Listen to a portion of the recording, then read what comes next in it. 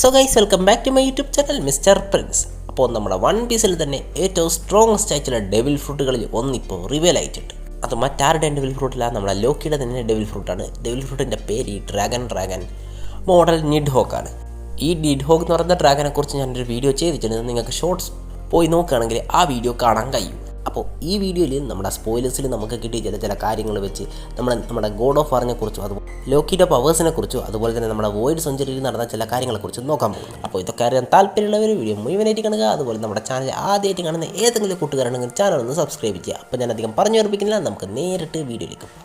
Nidhogg എന്ന് പറയുന്ന ഡ്രാഗനെ കുറിച്ച് ഞാൻ അധികം പറയേണ്ട കാര്യമാണെന്ന് എനിക്ക് തോന്നുന്നില്ല. ഞാൻ ഇന്നലെ കൃത്യമായിട്ട് അത് എക്സ്പ്ലെയിൻ ചെയ്തിട്ടുണ്ട്. നോർസ് മിത്തോളജിയിലെ ഒരു പവർഫുൾ ആയിട്ടുള്ള ഒരു ക്രീച്ചറാണ് ഈ നിഡ്ഹോഗ് എന്ന് പറയുന്ന ഡ്രാഗൻ. അതുമാത്രമല്ല, നിഡ്ഹോഗ് എന്ന് പറയുന്ന ഈ ഡ്രാഗന് നമ്മുടെ നോർസ് മിത്തോളജിയിൽ വലിയൊരു ഇമ്പോർട്ടൻസ് തന്നെയുണ്ട്. റാഗ്നറോക്ക് നടക്കുന്ന സമയത്ത് ഈ ഡ്രാഗൻ ഉയർത്തെഴുന്നേക്കും എന്നൊക്കെയാണ് അത് പറഞ്ഞിട്ടുള്ളത്. അതുകൊണ്ട് തന്നെ ഇപ്പം നമ്മുടെ വൺ പീസ് ഫൈനൽ വാറിനോട് അടുത്തത് കൊണ്ട് തന്നെ നമ്മുടെ നിഡ്ഹോഗ് എന്ന് പറയുന്ന ഈ ഡ്രാഗൻ ഇപ്പോൾ നമ്മുടെ വൺ പീസിൽ ഉണ്ട്. അത് മറ്റാരുമല്ല, നമ്മുടെ ലോക്കിയാണ് പൊസസ് ചെയ്യുന്നത്. അതുകൊണ്ട് തന്നെ നമ്മുടെ ഫൈനൽ വാർ ആകുമ്പോഴേക്കും നമ്മുടെ ലോക്കിയും ഇപ്പോൾ ഉയർത്തെഴുന്നേറ്റിട്ടുണ്ട്. അതിനർത്ഥം നമ്മുടെ ഫൈനൽ വാർ സ്റ്റാർട്ടാവാൻ പോകുന്നു എന്നാണ്. പിന്നെയുള്ളൊരു കാര്യം എന്താണെന്ന് വെച്ചാൽ, ഈ ഡെവിൽ ഫ്രൂട്ട് നമ്മൾ വിചാരിക്കുന്നത് പോലെ ഒരു സാധാരണ ഡെവിൽ ഫ്രൂട്ട് അല്ല, ഒരു ഗോഡ് ഫ്രൂട്ടാണ്. അതും കഴിഞ്ഞ ചാപ്റ്ററിലാണ് റിവീൽ ചെയ്തത്. കഴിഞ്ഞ ചാപ്റ്ററിൽ സ്പോയിലേഴ്സ് പറഞ്ഞിട്ടുണ്ട്. ഇന്നിറങ്ങാൻ പോകുന്ന ചാപ്റ്ററിൽ അത് കൃത്യമായിട്ടുണ്ടാവും. നമ്മുടെ ജെറൂളാണ് ഈ കാര്യം റിവീൽ ചെയ്തത്. ഗോഡ് ഓഫ് വാർ എന്ന് പറയുന്ന ഒരു ക്യാരക്ടർ നമ്മുടെ എൽബാഫിലുണ്ടായിരുന്നു. ആ ക്യാരക്ടർ കഴിച്ചത് ഈ ഡെവിൽ ഫ്രൂട്ട് തന്നെയാണ്. അത് റാഗ്നീർ എന്ന് പറയുന്ന ഈ വെപ്പണും ആ ഗോഡ് ഓഫ് വാർ യൂസ് ചെയ്തിട്ടുണ്ടായിരുന്നു എന്നും അതുപോലെ തന്നെ ഈ ഗോഡ് ഓഫ് വാറും നമ്മുടെ സൺ ഗോഡും തമ്മിലൊരു ഫൈറ്റ് നടന്നിട്ടുണ്ടെന്നും നമ്മുടെ ജെറൂൾ പറയുന്നുണ്ട്. അപ്പോൾ നമ്മൾ ഇതുവരെ സ്റ്റോറിയിൽ ആകെ കണ്ടിട്ടുള്ളൊരു ഗോഡ് നമ്മുടെ ലൂഫിയാണ്, അതും നമ്മുടെ നിക്ക. അങ്ങനെ വെച്ച് നോക്കുമ്പോൾ നമ്മുടെ സൺ ഗോഡുമായിട്ട് ഫൈറ്റ് ചെയ്യാൻ മാത്രം പവർ നമ്മുടെ ഈ വാർ ഓഫ് ഗോഡിന് ഉണ്ടെങ്കിൽ ഒരു പക്ഷേ നമ്മുടെ വാർ ഓഫ് ഗോഡ് നമ്മുടെ സൺ ഗോഡിനെക്കാട്ടും പവർഫുൾ ആവാൻ വരെ ചാൻസ് ഉണ്ട്. പിന്നെ ഇവിടെ എനിക്ക് ഏറ്റവും വലിയൊരു സംശയം എന്താണെന്ന് വെച്ചാൽ, നമ്മുടെ സൺ ഗോഡായിട്ട് നമ്മുടെ ജോയ് ബോയി ആണോ നമ്മുടെ ഈ വാർ ഓഫ് ഗോഡുമായിട്ട് ഫൈറ്റ് ചെയ്തത് എന്നാണ്. എന്താണെന്ന് വെച്ചാൽ നമ്മുടെ ജെറൂൾ പറയുന്നുണ്ട്, പക്ഷേങ്കിൽ ആരാണെന്ന് റിവീൽ ചെയ്യുന്നില്ല. എന്തായാലും ജോയ് ബോയ് തന്നെ ആവാനാണ് ചാൻസ് കൂടുതൽ. അങ്ങനെയാണെങ്കിൽ നമ്മുടെ ഒരുപാട് ഗോഡ്സിനെ കുറിച്ച് നമ്മുടെ സ്റ്റോറിയിൽ ഇതിനു മുമ്പ് മെൻഷൻ ചെയ്തിട്ടുണ്ടാവും. സ്കൈപ്പിയ ആർക്കിൽ, ഈ ആർക്കിൽ 4 ഗോഡ്സിനെ മെൻഷൻ ചെയ്തിട്ടുണ്ട്. ഇതിൽ ഇതുവരെ ഉണ്ടായിരുന്നത് നമ്മുടെ സൺ ഗോഡ് മാത്രമായിരുന്നു. പിന്നെ ഈ ഒരു ആർക്കിൽ നമ്മുടെ വാർ ഓഫ് ഗോഡിനെ കുറിച്ച് മെൻഷനേ ചെയ്തിട്ടില്ല. അതിനർത്ഥം ഒരു പക്ഷേ ഇനിയും ഒരുപാട് ഗോഡ്സ് നമ്മുടെ വൺ പീസിൽ വരാനുണ്ടെന്ന് തന്നെയാണ്. ഈ ഗോഡ്സിനൊക്കെ വളരെ ബ്രോക്കൺ ആയിട്ട് എബിലിറ്റീസും ഉണ്ടാവും. പക്ഷേങ്കിൽ ഇത്രയും ക്യാരക്ടേഴ്സ് നമ്മുടെ ഫൈനൽ വാറല്ല, ഏൻഷ്യൻ ടൈമിലുണ്ടായ വാറിൽ ഉണ്ടായിരുന്നു എന്ന കാര്യത്തിൽ സംശയമൊന്നും വേണ്ട.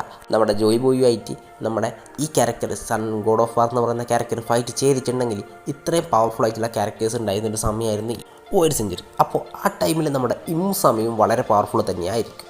അപ്പോൾ ഇനിയും ഇതുപോലത്തെ ഗോഡ്സ് ഫ്രൂട്ടിനെ കുറിച്ച് റിവേലേഷൻ വരികയാണെങ്കിൽ നമ്മൾ വിചാരിച്ചത് എത്രയോ കൂടുതൽ ഇനിയും നമ്മൾ വൺ പീസ് കാണാനുണ്ടെന്നുള്ള കാര്യത്തിൽ സംശയമൊന്നും വേണ്ട. എന്താണെന്ന് വെച്ചാൽ, എനിക്കിപ്പോൾ ലോക്കിൻ്റെ പവർ വെച്ച് നോക്കുമ്പോൾ നമ്മളെ ലൂഫി എവിടെ എത്തിയിട്ടില്ലെന്ന് തന്നെ പറയേണ്ടി വരും. പിന്നെ നിഡ്ഹോക്കിൻ്റെ കാര്യം പറയുന്നത് കേട്ടില്ലേ, ആരാണോ കഴിക്കുന്നത് അവർ ഈ ലോകത്തിലെ ഏറ്റവും വലിയ ഡ്രാഗനായി മാറും. പക്ഷേ ഇതിൻ്റെ ഫുൾ പവർ അൺലോക്ക് ചെയ്യണമെങ്കിൽ ഒരു ഏൻഷ്യൻ ജയൻറ്റ് തന്നെ കഴിക്കണം.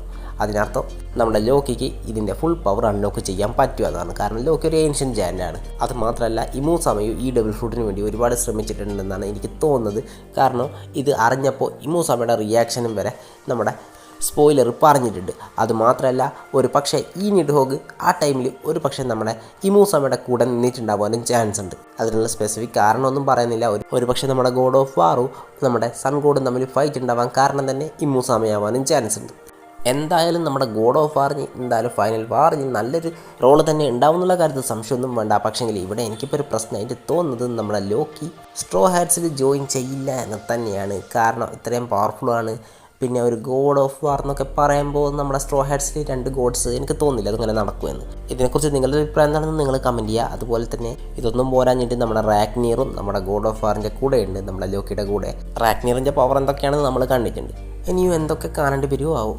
അപ്പോൾ നമ്മുടെ ഗോഡ് ഓഫ് വാറിനെ കുറിച്ചും നമ്മുടെ ലോക്കിനെ കുറിച്ചും ഒക്കെ പറയാൻ ഇത്ര മാത്രമേ ഉള്ളൂ. ഇനി കൂടുതൽ എന്തെങ്കിലും അറിയണമെങ്കിൽ ചാപ്റ്റർ ഇറങ്ങിയാലേ പറയാൻ പറ്റൂ. അപ്പോൾ നിങ്ങൾക്ക് ഈ വീഡിയോ ഇഷ്ടമായിട്ടുണ്ടെങ്കിൽ നമ്മുടെ ചാനൽ സബ്സ്ക്രൈബ് ചെയ്ത് ഇന്ന് തന്നെ നമ്മുടെ ചാനൽ 7K അടിക്കാനൊന്ന് സഹായിക്കുക. എല്ലാവരും സബ്സ്ക്രൈബ് ചെയ്യുക. നമ്മുടെ ഒരു സമ്മതിച്ചിട്ടേ കാണുന്നവരെ ബൈ ബൈ.